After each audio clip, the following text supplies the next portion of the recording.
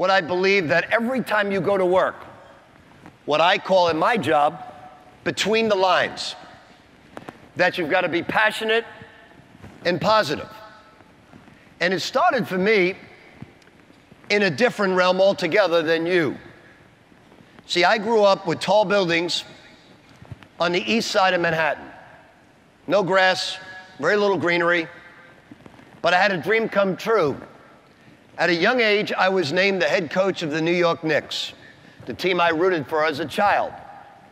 And I was so excited, so passionate, so positive.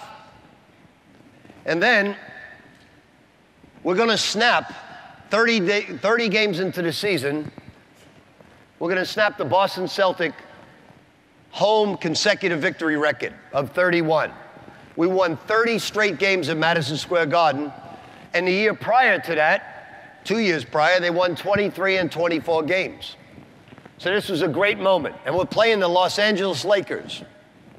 Just came back from a West Coast trip where we played Seattle, Phoenix, LA, came back Chicago, Milwaukee, came home, won 3 out of 5, and we were in first place.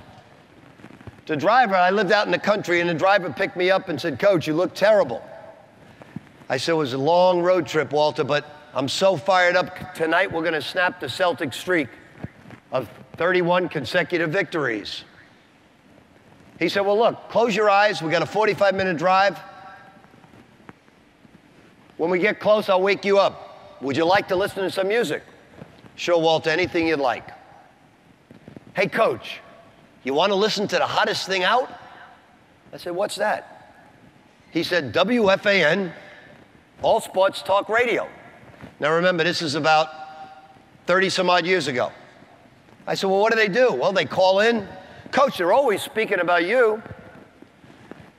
So I said, "You know what, Walter? Everybody likes to hear some nice words once in a while. Yeah, sure, turn it on." First caller. Now remember, we're in first place. 30 in a row. "Go ahead, Vinny from Bensonhurst, you're on the fan." "Hey, the coach of the Knicks, Pitino." "Yeah, first place, right?" "No, they should fire him right away. The players are going to have no legs for the playoffs. He presses too much." Immediately, I woke up. I put my neck on the front seat. I said, "Walter, did he say I should be fired?" He said he did, Coach. Next caller, Mike from Bay Ridge. "Go ahead, you're on the fan." I couldn't agree with Vinny more. They shoot way too many three-point shots. They should fire the coach now. Well, I couldn't believe what I was hearing. And I said to Walter, "Does this go on every day?" He said, "Actually, Coach, they're pretty good to you. You should hear what they say about the Jet and Giant football teams, the head coaches, and their wives." So it was the first introduction for me into the negative, cynical world. And for the next 2 weeks, because in New York you're always stuck in traffic, I listened to what I later coined the Fellowship of the Miserable. All these cynical, negative people. And I noticed one thing that happened to me listening to this for a half hour. I got out of the automobile and I felt bad. I didn't like what they were saying about other coaches, what they were saying about me. No different than what you have to go through sometimes on Facebook or other social medias. That's what you go through today. You see the cynics, you see the negative people. Well, I said, that's it. I wasn't going to work in an upbeat, positive mood, ready to attack the Dave's problems, ready to make my team better, between the lines. So now for 30 plus years, I never again turned on talk radio, ever again. I turn away and turn off and totally tune them out, cynical, negative people. I surround myself with upbeat, positive people because it raises the tide tremendously. So that would be my first piece of advice to you if I was your age. Turn out the negative. Turn off the cynical. Turn on the upbeat, positive people and surround yourself with those people because they raise up everybody's abilities. The second thing I would talk about is about a book I've just written. It's been out 3 weeks now, called One Day Contract. See, 2 years ago, we lost an NCAA game, got upset by a local school called Morehead State. And they deserved the victory.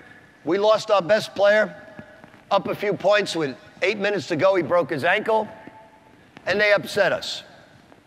And I thought for the first time about stepping out of the game I love, my passion, and go into broadcasting. I had a good run, and I thought about it and said, you know what? I'm letting a loss get me down, and I'm running from the challenges that lie ahead. I rationalized by saying, I'm still going to be in it. I'll go into something else because of failure. All of you are going to fail. How do you treat failure?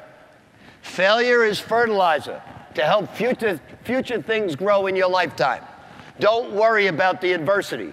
Handle it with courage. It's fertilizer. You're going to fail, but you must learn from it and grow even better from it. So I decided to change and rebrand myself by writing this book. It all started with a group of guys, Wall Street, financial brokers, around a table after a game, and I was the Knicks coach. And it came across the ticker that a player from the Atlanta Hawks was offered $21 million for 7 years, and he averaged 2 points a game. These Wall Street brokers said to me, that's what's wrong with your game. You're paying a guy $7 million for averaging 2 points. I said, well, it's based on potential. Obviously, they think he'll be a lot better.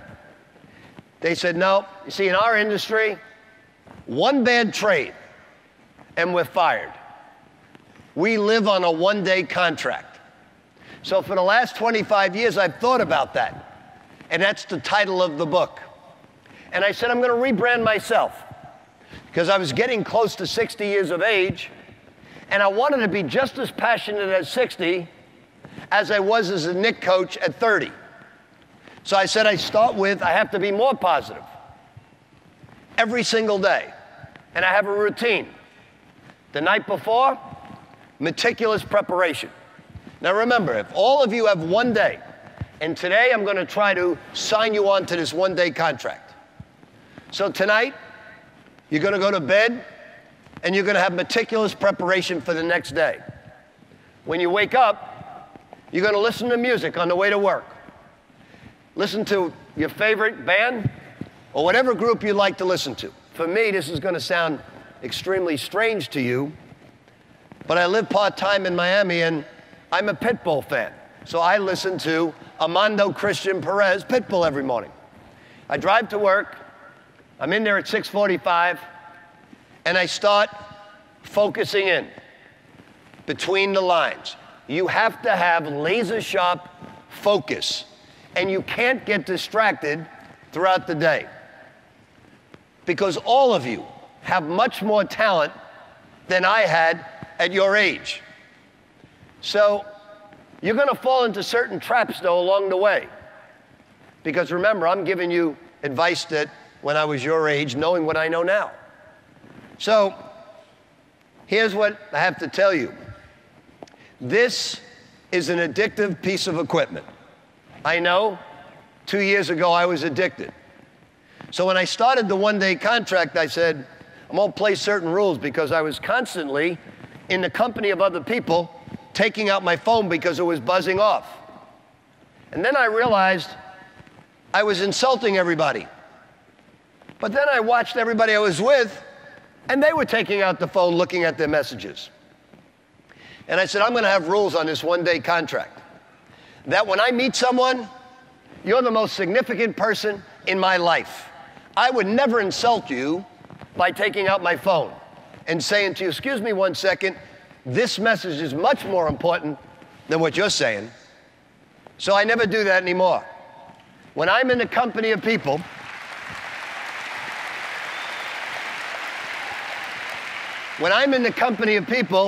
you are the most important people in my life. And here's an interesting story, because before the cell phone, I was the coach of Kentucky at a Final Four. And apparently, a young coach came up from another country. And he told me he coached women's basketball. And he said, I want to learn about your full court press. Now, I was really busy. Our team was in the Final Four. And I said, well, let me sit down with you. Let me take you through the press. I've got about 20 minutes if I can get through to you. He said, boy, that's so nice of you. You're going to take 20? I said, I want to teach you this press. You seem like you want to learn it. So I gave him my undivided attention. He was from another country. I didn't know who he was, and he was coaching a different sport in terms of men's and women's. We sat down. I said, do you have a feel for it now? He said, yeah, I can't thank you enough. I shook his hand and moved on. 30-some-odd years later, I didn't think I'd ever see this person again, and by the way, I never have. But I got a phone call in May. This gentleman, apparently, and I still haven't met him, has become one of the wealthiest men in the world.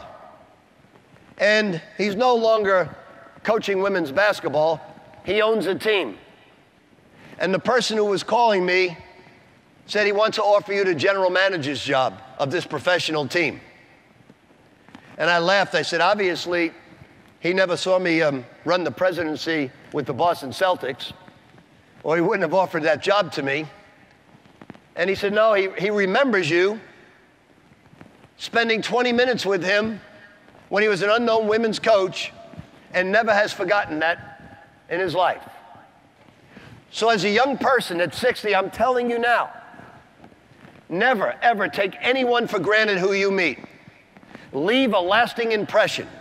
Whether it's 5 minutes, 10 minutes, 15 or 20, do a commercial on who you are and what you're all about to that person.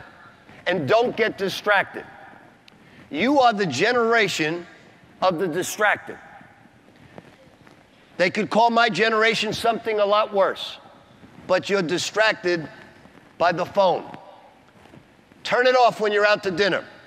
When my team goes to dinner, if I catch them reading Twitter or texting someone, I take it away for 24 hours.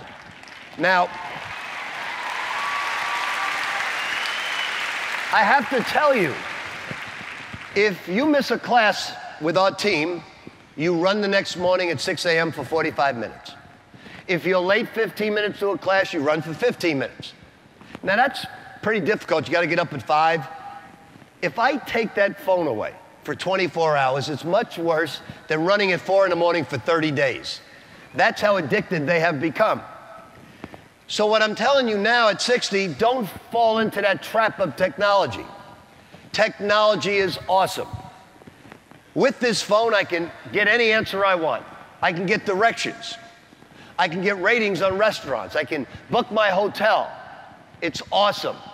But there's a time and place for this phone, not when you're in the company of other people.